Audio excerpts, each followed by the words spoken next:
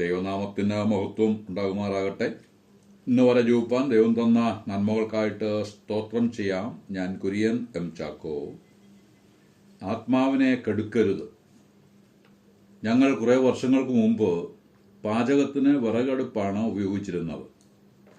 അടുക്കളയിൽ വെളിച്ചത്തിനായി നല്ല പ്രകാശം കിട്ടുന്ന ബൾബും ഇട്ടിരുന്നു. മാസങ്ങൾ കഴിഞ്ഞപ്പോൾ വെളിച്ചം തീരെ കുറഞ്ഞതായി കണ്ടു. ബൾബിലേക്ക് നോക്കിയപ്പോൾ അത് മുഴുവനും പുകയുടെ കറ പിടിച്ച് ഇരുണ്ടിരിക്കുന്നു. അതിനാൽ ഉള്ളിലുള്ള വെളിച്ചം പുറത്തേക്ക് വരാതെ പുകക്കറയുടെ ആവരണം തടസ്സപ്പെടുത്തുന്നു. അങ്ങനെ അടുക്കളയിലെ വെളിച്ചം കെട്ടുപോയ അവസ്ഥയായി. തെസ്സലോനിക്കർക്ക് എഴുതിയ 1 ലേഖനം 5:19 ആത്മാവിനെ കെടുക്കരുത് എന്ന വചനം കാണുന്നു.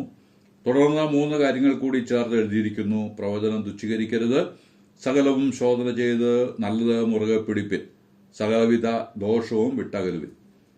ആത്മാവിനെ കെടുക്കുക എന്നതുകൊണ്ട് അർത്ഥമാക്കുന്നത് നമ്മിലും നമ്മുടെ ഇടയിലുമുള്ള പരിശുദ്ധാത്മാവിന്റെ പ്രവർത്തനം പുറത്തേക്ക് വരാതെ പാപത്തിന്റെ ആവരണം തടസ്സമായി നിൽക്കുന്ന അവസ്ഥയാണ്. ഭിന്നതയുടെയും പകയുടെയും കലഹത്തിന്റെയും അസൂയയുടെയും ആത്മാവ് കയറിക്കഴിഞ്ഞാൽ ദൈവാത്മപ്രകാശനം നഷ്ടപ്പെട്ട് മനുഷ്യൻ ഇരുളിൽ തപ്പി നടക്കുവാൻ ഇടവരും. മനുഷ്യർ നടക്കുന്നത് മരം നടക്കുന്നത് പോലെയാണ് കാണുന്നതെങ്കിൽ അത് എത്ര സങ്കടമാണ്. ഈ അവസ്ഥ മാറി കാഴ്ച ലഭിക്കുവാൻ ദൈവാത്മാവ് ബുദ്ധിയുപദേശം വെളിപ്പാട് പുസ്തകം 3:18 നൽകുന്നുണ്ട്. നിനക്ക് കാഴ്ച ലഭിക്കേണ്ടതിന് കണ്ണിൽ എഴുതുവാൻ ലേപവും എന്നോട് വിലയ്ക്ക് വാങ്ങുവാൻ ഞാൻ നിന്നോട് ബുദ്ധി പറയുന്നു. ആത്മാവ് സഭകളോട് പറയുന്നത് എന്തെന്ന് ചെവിയുള്ളവൻ കേൾക്കട്ടെ. ഉദാഹരണമായി പറഞ്ഞാൽ ഉൽപ്പത്തി പുസ്തകം 35:5 യാക്കോബ് ബേഥേലിലേക്ക് തന്റെ മുഖം തിരിക്കുകയും അന്യദേവന്മാരെയും തങ്ങളുടെ കാതിലും കൈയിലും അരുതാത്തായി ഉണ്ടായിരുന്നതൊക്കെയും കരുവേലകത്തിന് കീഴിൽ കുഴിച്ചിടുകയും ചെയ്തപ്പോൾ ബേഥേലിലേക്കുള്ള യാത്ര സുഗമമായി.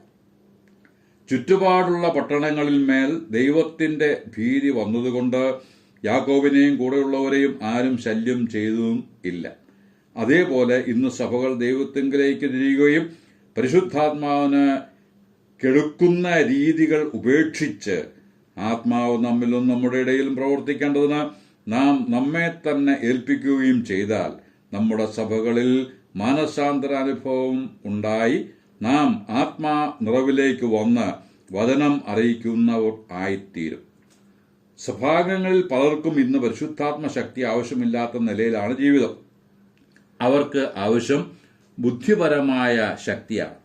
ആകർഷകമായ വേഷവിശേഷങ്ങൾ, മാന്യമായ ഒരു കൂട്ടമായി മുമ്പോട്ട് പോകുക, സമൂഹത്തിൽ മാതൃകാപരമായ നിലവാരം പുലർത്തുക, 4 ആൾ അറിയത്തക്ക നിലയിലേക്ക് ഉയർന്ന് വരിക, സാധിച്ചാൽ എല്ലാ കൂടിവരവിലും മൃഷ്ടാന്ന ഭോജ്യങ്ങൾ ആസ്വദിക്കുക, ഈ നിലയിൽ കാര്യങ്ങൾ ആയിത്തീർന്നിരിക്കുന്നു. ചുരുക്കി പറഞ്ഞാൽ തിന്നുക, കുടിക്കുക, ആനന്ദിക്കുക എന്ന നിലവാരത്തിലേക്ക് ആയി. ആരെങ്കിലും രക്ഷാനുഭവത്തിലേക്ക് വന്നോ?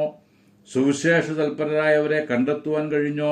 എത്ര പേരോട് കഴിഞ്ഞ ആഴ്ച രക്ഷിതാവിനെ കുറിച്ച് പറയുവാനിടയായി? ഇതൊന്നും ആരോടും ചോദിക്കുന്ന കാര്യമായിരിക്കുന്നില്ല. ദൈവാത്മാവിനെ കെടുക്കുകയല്ലേ ചെയ്യുന്നത്. ആധുനിക സഭയും ആദിമസഭയും തമ്മിലുള്ള അന്തരത്തെപ്പറ്റി ഒരു വ്യക്തി പ്രസ്താവിച്ചത് വായിക്കാനിടയായി. അതിപ്രകാരമാണ്: ആധുനിക സഭയിൽ വിശ്വസിച്ചവരുടെ കൂട്ടം കഠിനഹൃദയരും കല്ലിച്ച മനസ്സും ഉള്ളവരായിരുന്നു. തനിക്കുള്ളതെല്ലാം സ്വന്തമെന്ന് ഓരോരുത്തരും എണ്ണി. സകലവും അവർക്ക് ഫാഷനായിരുന്നു. അവർ മഹാശക്തിയോടെ ഈ ലോകത്തിന്റെ സംഭവങ്ങളെ പുകഴ്ത്തിപ്പോന്നു. എല്ലാവരും വളരെ സ്വാർത്ഥത ഉള്ളവരായിരുന്നു. അവരുടെ ഇടയിൽ സ്നേഹമില്ലാത്തവരും ഉണ്ടായിരുന്നു. വീടുകളും ഫ്ളാറ്റുകളും വീണ്ടും വീണ്ടും വാങ്ങിക്കൂട്ടി. ചിലപ്പോഴൊക്കെ അവയുടെ ഒരു അംശം പൊതു ആവശ്യങ്ങൾക്കായിട്ട് നൽകിയും പോന്നു. അങ്ങനെ അവരുടെ പേരുകൾ 4 ആൾ അറിയത്തക്ക നിലയിലേക്ക് ഉയർന്നു. അവരുടെ ആഗ്രഹം പോലെ മറ്റുള്ളവരിൽ നിന്ന് പോഴ്ച പ്രാപിക്കുകയും ചെയ്തു. പ്രിയ സുഹൃത്തെ, ദൈവാത്മാവിന്റെ പ്രകാശനത്തെ തടയുന്ന രീതിയിൽ എന്തെങ്കിലും ചെയ്തു പോയിട്ടുണ്ടോ എന്ന് നിങ്ങളിലേക്ക് തിരിഞ്ഞ് ആരായുക. ദൈവാത്മാവിന്റെ ശക്തിയെ കെടുത്തിക്കളയുന്ന എന്തെങ്കിലും പ്രവൃത്തി നിങ്ങളിൽ വന്നുപോയിട്ടുണ്ടെങ്കിൽ അത് ക്ഷമിച്ചു കിട്ടുന്നതിനായി ദൈവസന്നിധിയിൽ ഏറ്റുപറഞ്ഞ് പ്രാർത്ഥിക്കേണ്ടിയിരിക്കുന്നു. കർത്താവിന്റെ വേലക്കായി എന്നെ പ്രാപ്തനാക്കുന്ന ദൈവാത്മശക്തി എന്റെ മേൽ ആവസിക്കുന്നതിന് പകരം കെട്ടുപോയ അവസ്ഥയാണ് ഉള്ളതെങ്കിൽ അതെത്ര ഭയാനകമാണ്. 15 25 വർഷം സഭാംഗങ്ങളായി കഴിഞ്ഞിട്ടും കർത്താവിന്റെ നാമത്തിൽ പറയത്തക്ക യാതൊന്നും ചെയ്യുവാൻ കഴിഞ്ഞിട്ടില്ല എങ്കിൽ അതല്ലേ കെട്ടുപോയ അവസ്ഥ. 1 തെസ്സലോനിക്കർ 5:20 പ്രവചനം തുച്ഛീകരിക്കുന്നത് ആത്മാവിനെ കെടുക്കുവാൻ കാരണമാക്കുന്നതായി പറയുന്നു. പ്രവചനം എന്ന് പറയുന്നത് വരാനുള്ള കാര്യങ്ങൾ മുൻകൂട്ടി പറയുന്നതാണല്ലോ. പ്രവചിക്കുക എന്ന് പറഞ്ഞാൽ പുതിയ നിയമപ്രകാരം വചനം അറിയിക്കുക എന്നാണ്. പ്രവാചകന്മാരിലൂടെയും അപ്പസ്തോലന്മാരിലൂടെയും നൽകപ്പെട്ട ആത്മാനിശ്വസ്ത അരുളപ്പാടുകൾ ഒന്നൊന്നായി എടുത്ത് മനുഷ്യർക്ക് പകർന്നു കൊടുക്കുമ്പോൾ ദൈവാത്മാവിനോടും പ്രവാചകന്മാരോടും അപ്പസ്തോലന്മാരോടും ചേർന്ന് നാമും അവർ ചെയ്ത് വന്ന ശുശ്രൂഷയ്ക്ക് പങ്കുള്ളവരായി തീരുകയാണ്. ആ അർത്ഥത്തിൽ നാമും പ്രവാചകന്മാർ തന്നെയാണ്.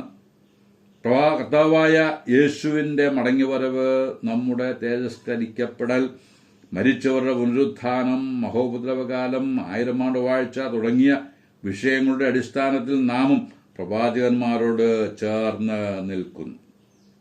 അത് അങ്ങനെയല്ല, അത് ഇങ്ങനെയല്ല, അങ്ങനെയൊന്നുമില്ല എന്നിത്യാദി വാദഗതികളുമായി ഭിന്നപക്ഷമുണ്ടാക്കുവാൻ ശ്രമിക്കുന്നവർ ആത്മാവിനെ കെടുക്കുന്നവരാണ്. അവർ ആത്മചൈതന്യം ഉള്ളവരല്ല. അവരിൽ നിന്ന് ആത്മപ്രകാശനം ലഭിക്കുകയും ഇല്ല. 21 വാക്യത്തിൽ പറയുന്നത്, കേൾക്കുന്നതെല്ലാം വിലയിരുത്തി ദൈവവചനത്തിന് നിരക്കുന്നതും ആ നിലവാരം സൂക്ഷിക്കുന്നതുമായ കാര്യങ്ങളെ മുറുകെ പിടിക്കണമെന്നും എല്ലാ പ്രസംഗങ്ങളും ഉപദേശങ്ങളും വിലയിരുത്താനുള്ള മാനദണ്ഡം ദൈവവചനമാണ് എന്നത് ഓർമ്മയിലിരിക്കണം എന്നുമാണ് പ്രബോധിപ്പിക്കുന്നത്. 22 വാക്യത്തിൽ സകലവിധ ദോഷവും വിട്ടകലുവിൻ എന്നതിനാൽ ഉപദേശപരമായതും പ്രായോഗികമായതും ആ നിലയിൽ ഉണ്ടാകാൻ സാധ്യതയുള്ള എല്ലാ ദോഷങ്ങളും ആത്മാവിനെ കെടുക്കുന്നതും അതുമൂലം പരിശുദ്ധാത്മാവ് ദുഃഖിക്കാൻ ഇടവരുന്നതുമാണ്. ന്യായാധിപന്മാരുടെ പുസ്തകത്തിലെ ശക്തനായ ന്യായാധിപൻ എന്ന് അറിയപ്പെടുന്നത് ശിംശോനാണ്. പലയാവർത്തി ദൈവത്തിന്റെ ആത്മാവ് അവന്റെ മേൽ വരികയും പല കാര്യങ്ങളും ശിംശോനെ കൊണ്ട് ചെയ്യിക്കുകയും ചെയ്തു. നീണ്ട വർഷങ്ങൾ ന്യായപാലനം ചെയ്ത് അനവധി പേരെ കൊന്നൊടുക്കിയെങ്കിലും ഒരിക്കൽ പോലും അവനും ഇസ്രായേലിനെ രക്ഷിച്ചു എന്ന് പറയുവാൻ ദൈവാത്മാവിന് ഇഷ്ടം തോന്നിയില്ല. അവന്റെ അവസാനത്തെക്കുറിച്ച് ന്യായാധിപന്മാർ 16:30 വായിക്കുന്നത്, ശിംശോൻ പറയുകയാണ്, ഞാൻ ഫെലിസ്ത്യരോട് കൂടെ മരിക്കട്ടെ എന്ന്. അങ്ങനെ സംഭവിച്ചതായും എഴുതിയിരിക്കുന്നു. ദൈവത്തിന്റെ ആത്മാവിനെ കെടുത്തിയും ദുഃഖിപ്പിച്ചും കൊണ്ടുള്ള യാത്രകൾ ആർക്കും ശുഭ പര്യവസാനി ആവുകയില്ല. പിന്നെ എങ്ങനെ യാത്ര ചെയ്യണം? സ്തഫാനോസ് മരണസമയത്ത് പറഞ്ഞതുപോലെ പറയണം, യേശുവേ എന്റെ ആത്മാവിനെ സ്വീകരിച്ചാലും എന്ന് പറഞ്ഞ് പ്രാണനെ വിട്ടു. ധന്യനായിരിക്കുന്ന പൗലോസ് പറഞ്ഞു, ഞാൻ ഈ ലോകം വിട്ടുപിരിയുമ്പോൾ ക്രിസ്തുവിനോടുകൂടെ ആയിരിക്കും എന്ന്. ആ ഉറപ്പുള്ളവനായിട്ട് താൻ ജീവിച്ചു മുമ്പോട്ട് പോയി. കർത്താവായ യേശു ക്രിസ്തു മാതൃക വെച്ചു പോയിരിക്കുന്നു. യോഹന്നാന്റെ സുവിശേഷം 19:30 എല്ലാം പൂർത്തിയായി എന്ന് പറഞ്ഞ് ആത്മാവിനെ സ്വർഗത്തിലും ജഡം ഭൂമിക്കും നൽകി. ആ ജഡത്തെ പിടിച്ചു വയ്ക്കുവാൻ കല്ലറകൾക്ക് കഴിയുമായിരുന്നില്ല. 3-ാം നാൾ ഉയർത്തെഴുന്നേറ്റ് ദൈവമൊന്ന് ശക്തിയോടെ നിർണയിച്ചു എന്ന് റോമാലേഖനം 1:5 വായിക്കുന്നു. മരിക്കുന്നുവെങ്കിൽ ഇങ്ങനെ പ്രത്യാശയോടെ മരിക്കണം. ദ്രവ്യാഗ്രഹിയും വ്യാജമായ വിലയാം വരെ ആഗ്രഹിച്ചു പോയി, ഭക്തന്മാർ മരിക്കുന്നത് പോലെയുള്ള ഒരു മരണം എനിക്കും ലഭിക്കണമെന്ന്. അത് ലഭിക്കണമെങ്കിൽ ഭക്തനായി തീരണം. ഭക്തന്മാർ ജീവിച്ചതുപോലെ ജീവിക്കണം. ബിലയാമിന് അത് സാധിക്കാതെ പോയി. നമുക്കത് സാധിക്കണം. അതിനായി ആത്മാവിനെ കെടുക്കാതെയും ആത്മാവിനെ ദുഃഖിപ്പിക്കാതെയും യോഗ്യമായി ജീവിപ്പാൻ ദൈവമായ കർത്താവ് നമ്മെ സഹായിക്കട്ടെ എന്ന് ആശംസിച്ച് വാക്കുകൾക്ക് പൂർണ്ണവിരാമം കുറിക്കുന്നു. ദൈവനാമം മഹത്വപ്പെടുമാറാകട്ടെ.